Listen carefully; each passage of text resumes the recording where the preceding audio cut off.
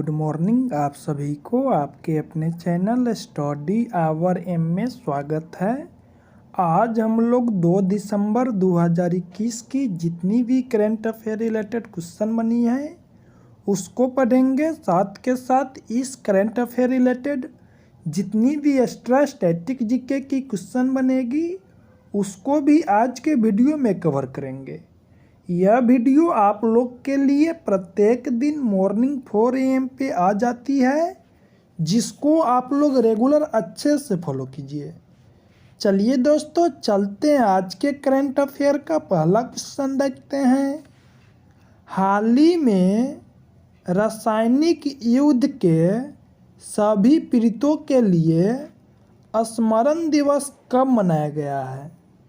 रासायनिक युद्ध के सभी पीड़ितों के लिए स्मरण दिवस हर एक साल 30 नवंबर को मनाते हैं। इसका सही आंसर सी नंबर ऑप्शन है 30 नवंबर। चलिए चलते हैं नेक्स्ट क्वेश्चन देखते हैं। हाल ही में किस राज्य की पुलिस ने call your cop mobile app launch किया है? Call your cop mobile app launch करने वाली पुलिस नागालैंड की पुलिस बनी है। इसका सही आंसर बी नंबर ऑप्शन है नागालैंड। इसके माध्यम से पुलिसों के द्वारा नागालैंड की व्यक्ति को सहायता प्रदान की जाएगी। इसी को ध्यान में रखते हुए call your cop mobile app को लॉन्च किया गया है। चलिए जानते हैं नागालैंड के बारे में। नागालैंड की स्थापना 1 दिसंबर 1963 को हुआ था। नागालैंड की राजधानी कोहिमा है।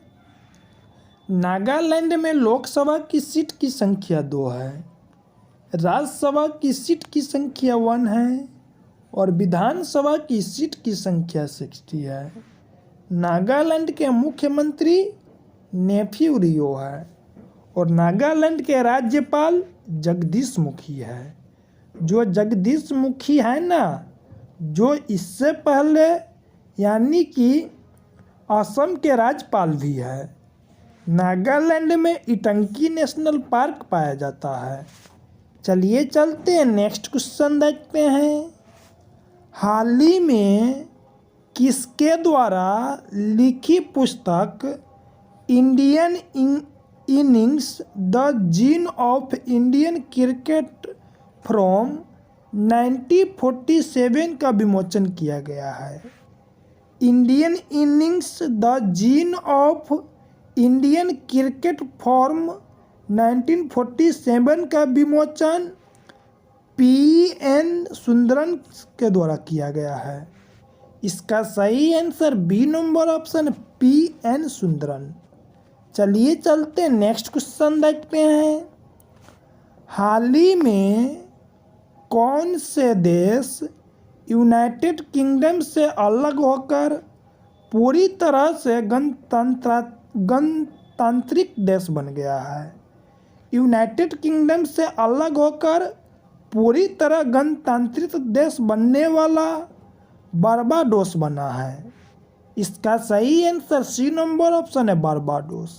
यानी कि पहले यहाँ पर यूनाइटेड किंगडम के द्वारा शासन किया जाता था, जिसको अब हटाकर यहाँ पर पूरी तरह से गणतंत्रात्मक देश बारबाडोस बना है, जहाँ पे अपना खुद का प्रधानमंत्री और खुद का प्रेसिडेंट होगा और यहाँ पे खुद की संविधान लागू होगी।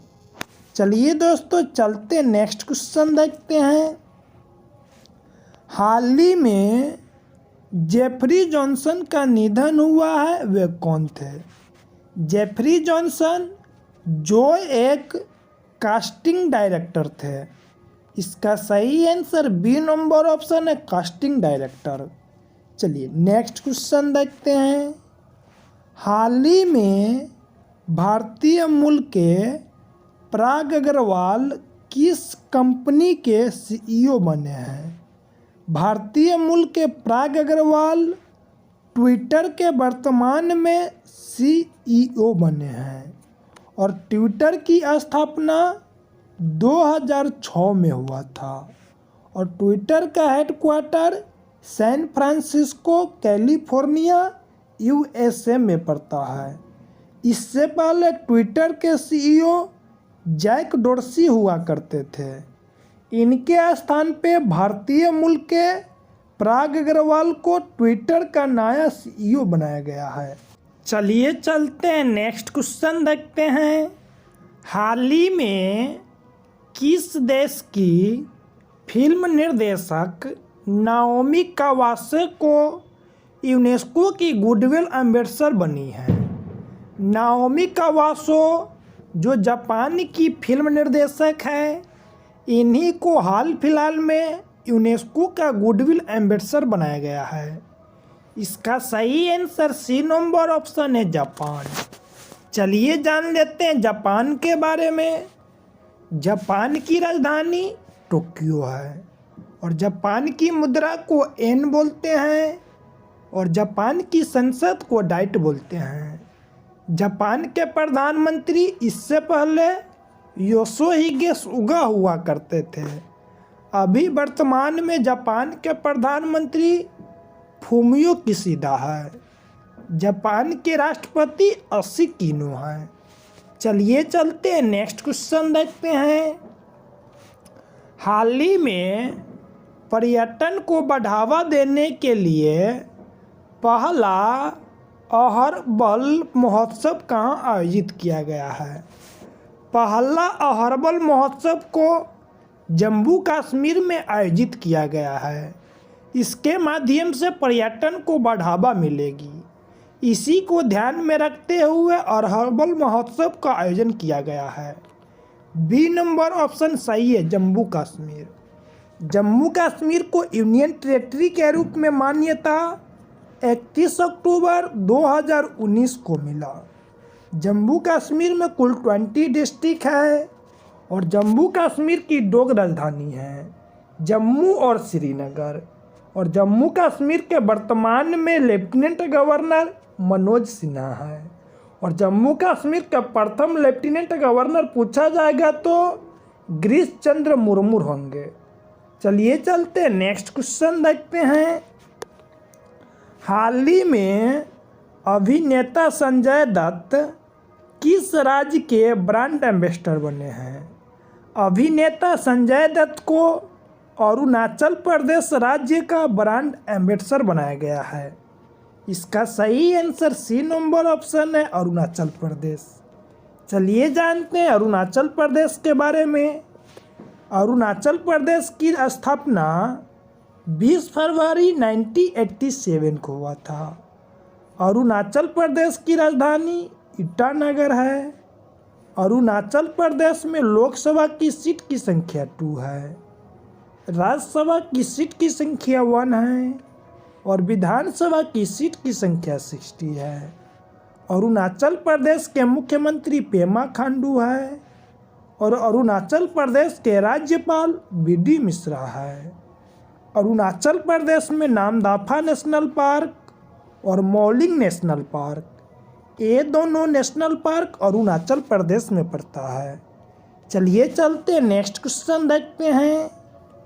2025 तक किस देश को दुनिया का पहला तैरता हुआ शहर मिल जाएगा? 2025 तक दुनिया का तैरता हुआ शहर दक्षिण कोरिया को मिल जाएगा। इसका सही आंसर बी नंबर ऑप्शन है, दक्षिण कोरिया। यानी कि बाढ़ को ध्यान में रखते हुए इस प्रकार की शहर को विकसित किया जा रहा है जो 2025 तक बनकर तैयार हो जाएगा। यह दक्षिण कोरिया में पड़ता है। चलिए जान लेते हैं दक्षिण कोरिया के बारे में। दक्षिण कोरिया की राजधानी सियोल है। दक्षिण कोरिया की मुद्रा को वान बोलते हैं और दक्षिण कोरिया की संसद को नेशनल असेंबली बोलते हैं। दक्षिण कोरिया की राष्ट्रपति मून जे इन है और दक्षिण कोरिया के प्रधानमंत्री चुंग से क्विन है। दक्षिण कोरिया और उत्तर कोरिया को अलग करने वाली रेखा 38 पैरेलल लाइन है। चलिए चलते हैं नेक्स्ट क्वेश्चन देखते हैं। हाल ही में 7वां भारतीय अंतर्राष्ट्रीय विज्ञान महोत्सव कहाँ आयोजित होगा?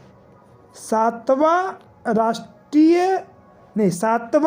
अंतर्राष्ट्रीय विज्ञान महोत्सव का आयोजन यानी कि गोवा की राजधानी पणजी में आयोजित किया जाएगा। इसका सही आंसर सी नंबर ऑप्शन है, गोवा। चलिए जानते हैं गोवा के बारे में। गोवा की स्थापना 31 मई 1987 को हुआ था। अगर गोवा मुक्ति दिवस पूछा जाएगा तो इसका सही आंसर 19 दिसंबर होगा। गोवा की राजधानी पणजी है और गोवा के वर्तमान में मुख्यमंत्री प्रमोद सावंत है और गोवा के वर्तमान में गवर्नर यानी कि श्रीधरन पिल्लई है। चलिए दोस्तों नेक्स्ट क्वेश्चन देखते हैं। हाल ही में किसने 7वीं बार पुरुष का बैलन डी और पुरस्कार जीता है? पुरुष का 7वां बैलन डी और पुरस्कार लियोन मेसी के द्वारा जीता गया है। इसका सही आंसर बी नंबर ऑप्शन है, Leon Messi. Leon Messi Argentina के फुटबॉल प्लेयर है। इन्हीं के द्वारा लगातार 7वीं बार इस पुरस्कार को जीता गया है। चलिए चलते हैं नेक्स्ट क्वेश्चन देखते हैं।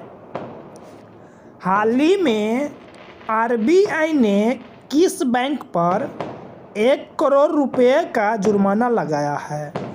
आरबीआई बैंक के द्वारा 1 करोड़ रुपए का जुर्माना यूनियन बैंक ऑफ इंडिया पे लगाया गया है। इसका सही आंसर सी नंबर ऑप्शन है, यूनियन बैंक ऑफ इंडिया। चलिए जान लेते हैं आरबीआई के बारे में। आरबीआई की स्थापना 1 अप्रैल 1935 को हुआ था और आरबीआई का हेडक्वार्टर मुंबई महाराष्ट्र में है और आरबीआई के वर्तमान में गवर्नर शक्तिकांत दास है, जिनका कार्यकाल बढ़ा दिया गया है। और आरबीआई का जो गवर्नर शक्तिकांत दास है ना, जो आरबीआई के 25 नंबर के गवर्नर है और आरबीआई के 4 डिप्टी गवर्नर होता है, जिसके बारे में आप लोग कमेंट बॉक्स में बताएंगे।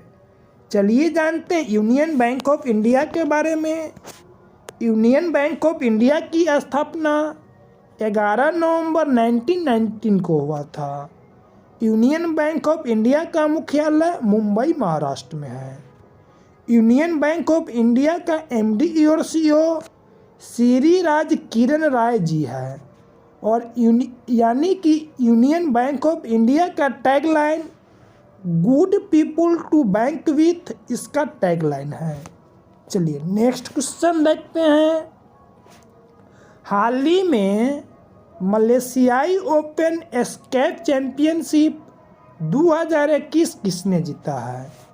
मलेशियाई ओपन एस्केप चैंपियनशिप 2021 का खिताब सौरभ घोषाल के द्वारा जीता गया है।